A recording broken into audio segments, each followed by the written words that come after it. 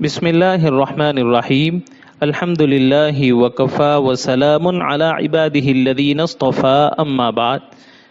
کنز القرآن کے معزز ناظرین و سامعین، السلام علیکم ورحمۃ اللہ وبرکاتہ۔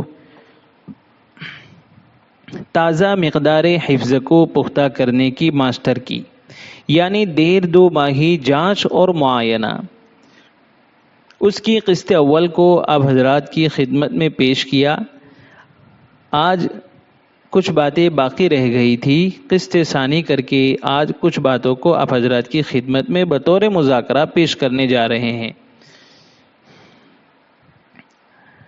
اب تک جن چار عناوین پر گفتگو ہوئی وہ معلم و متعلم کی مابین محنت و جد و جہد اور مقدار حفظ کی تیاریوں کے متعلق تھی۔ اب طالب علم پوری تیاری کے ساتھ امتحان دینے کے لیے مستعد ہو گیا ہے۔ اب جب تیاری ہو گئی ہے تو جانچ کون اور کیسے کرے گا، یہ 5واں عنوان ہے۔ ناظرین کرام، جانچ کے لیے مدرسہ و جامعہ کسی معتمد شخص کا انتخاب کرے۔ ممتحن چاہے مدرسے کا ہو یا باہر سے ہو، جو جانچ اور معائنے سے واقفیت رکھتا ہو۔ سوالات مقدار پر موقف رکھے، کم از کم 2 اور زیادہ سے زیادہ 5 سوالات کر سکتے ہیں، یا ہر پارے سے 1 سوال بھی کر سکتے ہیں۔ جواب میں کتنی مقدار پڑھائی جائے، انفرادی کیفیت لکھی جائے یا نہیں، وغیرہ باتیں ذمہ داران مدرسہ کی ہدایت کے مطابق لکھیں۔ کیفیت انفرادی ہو یا اجتماعی، لکھنے میں اچھی تعبیرات کا استعمال کریں۔ انفرادی کیفیت میں کیے ہوئے سوالات کو مختصر انداز میں ضرور لکھیں۔ امتحان کے بالمقابل معائنہ کی انفرادی کیفیت قدر وضاحتی ہوگی، تاکہ تازہ مقدار میں اگر عدم پختگی محسوس ہوئی ہو تو بعد معائنہ بھی پختگی پر توجہ دلانا آسان ہو۔ 6واں عنوان، انفرادی و اجتماعی کیفیت کے فوائد۔ ناظرین و سامعین، طالب علم نے معائنے میں اپنی کاوش پیش کی اور حضرت ممتحن صاحب نے تمام اصول و ضوابط کا پاس و لحاظ رکھتے ہوئے جانچ کی، کمی کوتاہی کو انفرادی کیفیت میں درج کیا۔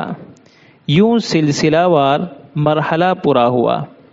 اب ہمیں یعنی حضرات اساتذہ کرام کو پرچہ امتحان میں سے ہر ایک طالب علم کی کیفیت کو اطمینان و سکون اور صبر و تحمل کے ساتھ خود بھی اور طلبہ کرام کو بھی پڑھ کر سنانا چاہیے۔ نیز کسی طالب علم کی کیفیت میں کسی قسم کی اغلاط کو نوٹ کیا ہو تو اسی وقت طالب علم کے قرآن مجید میں نشان بنائیں اور اصلاح بھی کروائیں۔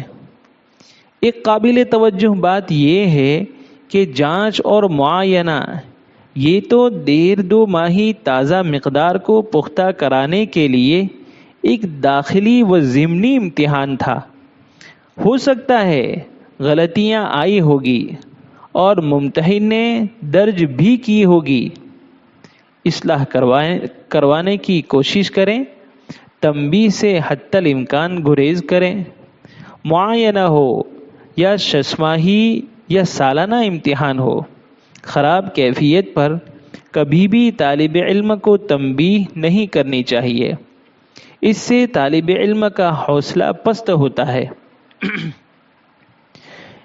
اسی طرح اجتماعی کیفیت کو چاہے اچھی ہو یا خراب بغور پڑھنا چاہیے اور اپنی ذاتی ڈائری میں لکھ لینا چاہیے، تاکہ آئندہ کیفیت کو بہتر سے بہتر بنانے میں ایک اچھا تعاون مل جائے۔ یہ 2 چند انفرادی و اجتماعی کیفیت کے فوائد تھے جس کو آپ نے گوش گزار کیے۔ اخیر میں دعا ہے کہ اللہ تعالی ہماری خدمت قرآن کی محنتوں کو قبول و منظور فرما کر ہماری نجات کا ذریعہ بنائے اور جملہ قرآن کے حقوق کو ادا کرنے کی توفیق عطا فرمائے۔